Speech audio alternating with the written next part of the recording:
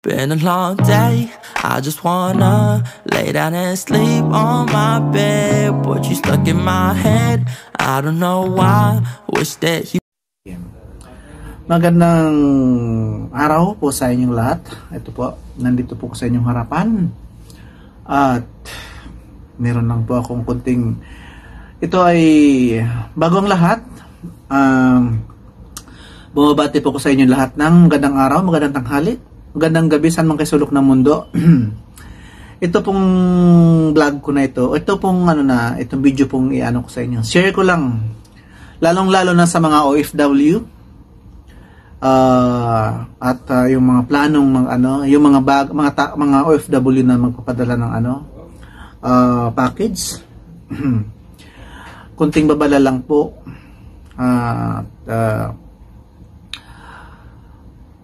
Baka para hindi kayo mapatulad sa akin. Actually, hindi to first time. Hindi first timer ako nagpapadala sa kanila. Pero sa pangatlong pagkakataon ng pagpapadala ko sa company nila, hindi ko akalain na gawin nila yon. Na Pilipino naman din sila. Pero para bang ito pong kwento ko sa inyo guys, totoong nangyari sa akin. At itong package ko na ito, isang taon ko siyang kulang-kulang, lagpas isang taon ko sa pinag-iipunan, pinag-iisipan kung ano yung mga dapat ilalaman ko dun sa box. Para sa akin lahat naman yun ay makikita naman din para sa akin. Pero yung mga tao na pinadalhan ko, nag-expect sila. Kasi tinatanong ko ano yung dapat kailangan nila, anong gusto nila, para mabigyan ko man lang yung kung ano yung gusto nila, mapadala ko yung hiling nila, munting kahilingan sa ating mga mahal natin sa buhay na sa Pilipinas. Sa madaling salita po, na natin sa nagpadala po ako ng box. Last box na pinadala ko, last before na sumunod yung December, nakarating yun. Pero ang destination po noon ay Manila lang. Pangalawang box, 3 box yun. Pangalawang send ko, 3 box. Siya, jumbo, super jumbo, at saka regular. Kasi sa sobrang daming nilang hinihiling na gusto nilang matikman at maranasan din na kung ano yung actually hindi naman natin lahat ang gusto nila na nakakain din natin dito. Yung mga bagay na hindi lang mapoprovide doon sa atin sa Pilipinas, may padalaman lang natin sa ating mga mahal. Yan. Kaso lang guys, sa kasawing palad, pinadala ko noong November 3, it is yun? Parang araw ng mga patay. Parang, yun ganun. So, ngayon guys, usually kasi guys, nag-message sa akin na yung mga 48 days lang ang Pilipinas. Kasi noon, pangalawa, ganun lang nangyayari. 48 days, sakto lang. Nagtaka ako guys, January na. Wala akong nare-receive na message. Ngayon, siyempre, ang kapatid ko nag-message sa akin na siyempre excited na rin yung pamangkin ko. Nag-message sa akin, "Tay, bakit wala pa yung ganito ganyan?" Kasi yung mga nilalaman doon sa mostly sa ng bata, pang-eskwela. Kasi yung pamangkin ko is varsity player ng high school. Trainee siya. So, binilhan ko siya ng sapatos. At hindi lang yung hindi yung talagang lang na sapatos. May pangalan siya. Hindi ko na banggitin ko ng pangalan kasi hindi naman hindi naman nila yun sponsored, kaya yan. Mga branded kumbaga. Kaya paano guys, may share natin yung mga bagay na hindi mabibigay nila, hindi mabibili na sa atin. Kaya yun. Ngayon guys, hindi ko yun actually napansin ko din yun na parang parang medyo pansin ko, may kaba, halong kaba. Kasi umabot na siya ng 3 months. Magti 3 months na siya. November, December, 2 months, 2 months na ng 3 eh. Ngayon, 19 na tayo ngayon. Ngayon guys,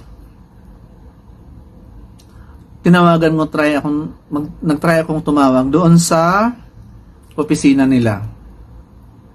Wala na guys. Hindi ko na makontak. Lahat ng number na nandoon sa resibo na binigay niya sa akin ay walang makontak. Ginawa ko ngayon guys, yung kasama ng katrabaho ng kapatid ng asawa ko. Asawa ng kapatid ko, sorry. Correction. Wala pa po kong asawa, guys. Yan. Kapatid sa asawa ng kapatid ko, nagpadala siya, nandito din sa UAE. Tinanong ko kung nakarating yung box kasi halos kami magkasabay ng nagpadala. Kasawiyang palad guys. Nung minisid ko siya, umiiyak. Sabi sa akin na, kuya, hindi ko rin maano. Ang masama guys, yung resibo wala sa kanya. Hindi ko matitrace kung ano yung status ng niya, package niya. Kaya laking kaba ko ngayon guys. Ngayon, ang ginawa ko guys, tumawag ako sa custom sa Pilipinas. Nagkataon guys na yung number doon sa sa movers ng Pilipinas na connected ng yung tatanggap ng galing ng package ng Guys, papangalanan ko pala ang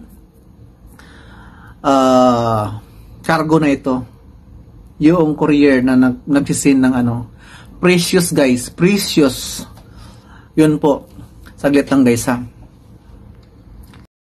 Yan. Precious po guys, ang pangalan po yung mga nagpipick up. Alam niyo guys, ito. Note, ko sa inyo guys, paalala ko sa inyo, mag-ingat kayo kasi kasalukuyan silang nangungulikta ng package, kinukuha nilang pera na hindi nila pinapadala ang package. Yan guys. Kasi guys, ito, ang package ko 3 box yun. Ang nangyari guys, ang dumating doon sa sa Pilipinas na na-check ko. Kasi nasa akin yung na-check ko yung ang package na dumating doon sa Pilipinas ay 2 na lang.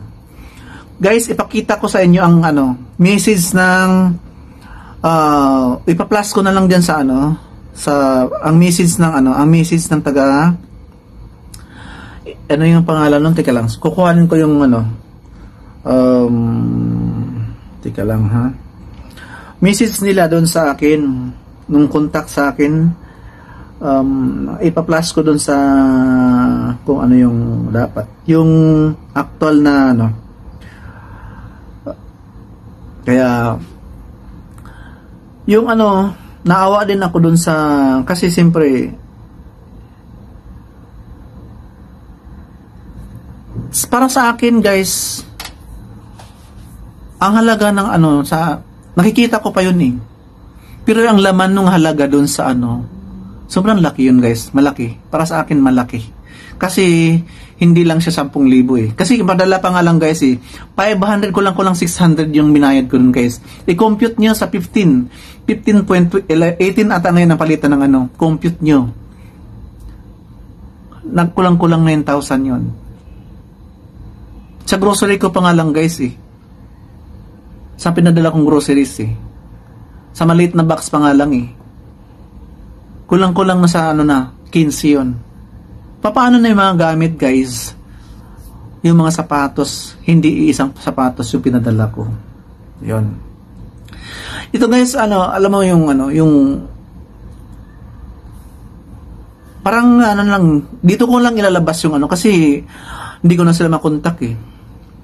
Sa ganitong pamamaraan lang, mabibigyan ko yung babala sa mga OFW na magpapadala ng i-check nyo yung dapat ng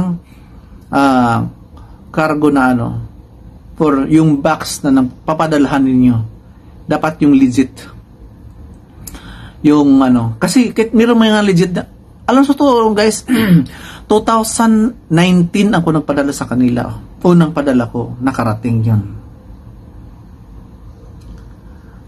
Nagpadala ko noong December, nang dumating yun. Pero, anong napasok sa isip nila guys kung bakit ganon? Di ba nila naisip? OFW din sila. Di ba nagtatrabaho din sila? Kung gaano kahirap magtrabaho dito, paano mo bubunuin, paano pupunuin ang ilalaman doon sa box para lang masiyahan or masatisfied yung mga kamag-anak natin, mga mahal natin sa buhay sa Pilipinas. Guys, para sa akin okay na yun kasi ano na yun nangyari na. Ngayon guys, yung box na nandoon, sinabi ko doon sa nakausap ko, pakisuyo, pa-check kung okay, intact ang box, kung walang nagbabago. Bukas malalaman ko ulit yung guys. Another black guilt, i-ano ko din yun guys, ila-live ko rin yun, i-ano ko din yun sa pupost ko rin guys. Paalala ko lang sa inyo din, sa lahat ng mga nagpapadala, mga OFW, mga magpapadala sa Kasi, para sa akin guys, hindi na safe Mas okay na lang siguro magpadala ko ng cash na lang. Alam sa totoo lang, hindi ko yung pinaplano na maraming bis ko pinag-isipan na hindi ko napadala. Kaso lang, yung hiling ng na iba kasi yung dito nga ikaw bumili kaysa Pilipinas na siyempre probinsya yung sa amin guys, sa kapatid ko. Probinsya sila, hindi sila sa Bohol sila guys. So malayo sila sa yung bang mga na mga ginagamit sa pang basketball para sa anak. Meron pero although hindi yun yung talaga. Talagang masakit isipin. Hindi ako nakatulog guys sa kakaisip dun sa kasi excited ako sana makarating. Kasi ang hiling ng pamangkin ko, sabi niya na kahit ganun man lang.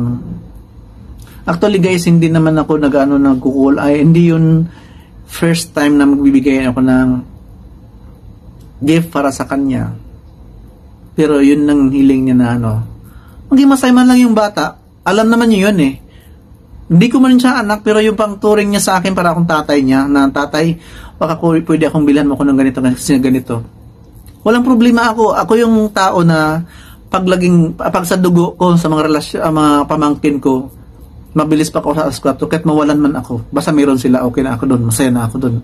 Kaso guys, ito, merong mapagsamantala. Guys, meron akong contact doon sa tao na kung sino nakapangalan doon sa resibo.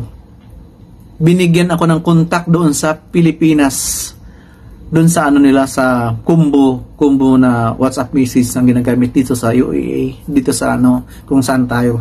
Alam naman din yun siguro na gumagamit din kayo ng yung WhatsApp. Kaya saglit guys.